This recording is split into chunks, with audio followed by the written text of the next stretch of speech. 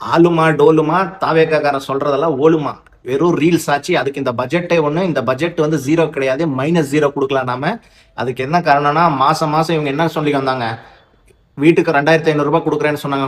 கொடுத்தாங்களா? கிடையாது. வேலை இல்லாத யங்ஸ்டர்ஸ் அன்எம்ப்ளாய்டு யூத்ஸ்க்கு 4000 ரூபாய் மாசம் மாசம் கொடுக்குறேன்னு கொடுத்தாங்களா? கிடையாது. அதெல்லாம் பரவாயில்ல. இன்னைக்கு இருக்கிற உலகத்துல டீசல் பெட்ரோல் கேஸ் விலைக்கு இவங்க 6 சிலிண்டர் கொடுக்குறேன்னு வேற சொன்னாங்க. ஒரு சிலிண்டரும் கூட காணும். இது மட்டுமா புதுவா பிறக்கிற குழந்தைக்கு தங்கத்துல மோதிரம் போடுறாங்க. அதே திருப்பி அடிச்சு என்ன பண்ணாங்க, 1 கிராம் ஏதோ தங்கம் போடுறேன்னு ஒத்துட்டாங்க இல்லையா? இது பொதுமக்களுக்கு, விவசாயிகளுக்கு இந்த பட்ஜெட்ல எடப்பாடியார் சொன்ன மாதிரி ஜீரோ எல்லாம் கிடையாது, -0 ஒண்ணுமே கிடையாது. விவசாயிகளுக்கு பயிர் கடன் தள்ளுபடினாங்க, எதுவுமே பண்ணல.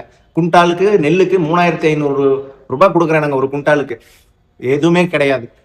ஸோ விவசாயிகளுக்கு இந்த பட்ஜெட்ல சைபர் மினிமம் செல்லிங் பிரைஸே எதுக்குமே அலோகேட் பண்ணல. சரி, பொதுமக்களுக்கு எதுவும் கிடையாது, விவசாயிகளுக்கு எதுவும் கிடையாது. சரி, மீனவர்களுக்காக எது பண்றோம்னா அதுவும் கிடையாது. இவங்க வந்து என்ன சொன்னாங்க, மீனவர்களுக்கு நாங்க ஆட்சிக்கு வந்துட்டான், மீனவர்களுக்கெல்லாம் வந்து கிட்டத்தட்ட 1900 லிட்டர்ல இருந்து 3500 லிட்டர் வரைக்கும் டீசல் கொடுக்க போறோம் சப்சிடி பண்ணி. நாங்க கொடுக்கல. அப்புறம் ஏதாச்சும் காம்பன்சேஷனுக்கு 8000 ரூபாய் கொடுக்குறேன், நாங்க அது கொடுக்கல. யாராச்சும் மீனவர்கள் படகு ஏதாச்சும் வாங்கினா கிட்டத்தட்ட 12 கோடி ரூபாய் கொடுக்குறேன்னு இவங்களோட மேனிஃபெஸ்டோவில் சொன்னாங்க, அதுக்கும் ஒதுக்கல.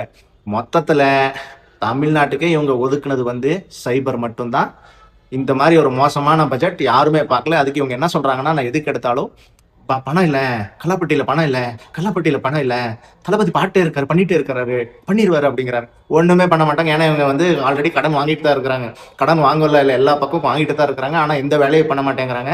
அப்ப எங்க போகுது இந்த பணங்கிறது தான் இப்ப நம்ம கேள்வி.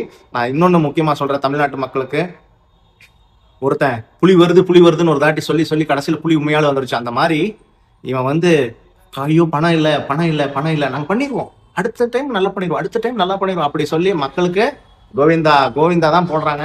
மக்களே புரிஞ்சுக்கொள்ளுங்க, இவன் நம்மளை ஏமாத்துறான்ப்பா, இவன் நான் நல்லாட்சி கொடுக்குறேன்னு சொல்லி நொல்லாட்சி கொடுக்குறான். தயவு செஞ்சு மக்கள் புரிஞ்சுக்கணும், எந்த திட்டத்தையும் நிறைவேறத்துல.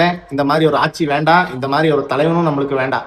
நம்மளுக்கு எப்பொழுதுமே நம்ம எத்தனை பெரிய தலைவர் நம்ம கட்சி, எடப்பாடியார் அம்மா எப்படியாப்பட்ட தலைவர்கள், நம்ம தலைவர்கள் எப்படியாப்பட்ட திட்டங்கள், எப்படியாப்பட்ட பட்ஜெட் கொடுத்தோம்.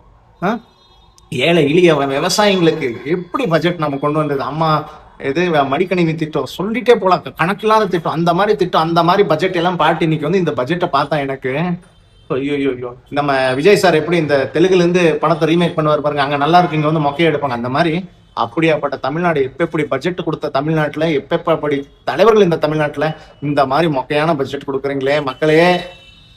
இவங்களை எல்லாம் சீக்கிரமா, எவ்வளவு சீக்கிரமா தமிழ்நாடு நல்லா இருக்கும்னா இவங்களை சீக்கிரமா அகற்றணும். இல்லைன்னா தமிழ்நாட்டோட பிஸ்கல் டெபிசிட் எல்லாம் போயிடும். அப்புறம் மக்கள் நம்ம எல்லாம் சேர்ந்து கோவிந்தா தான் நம்மளுக்கு.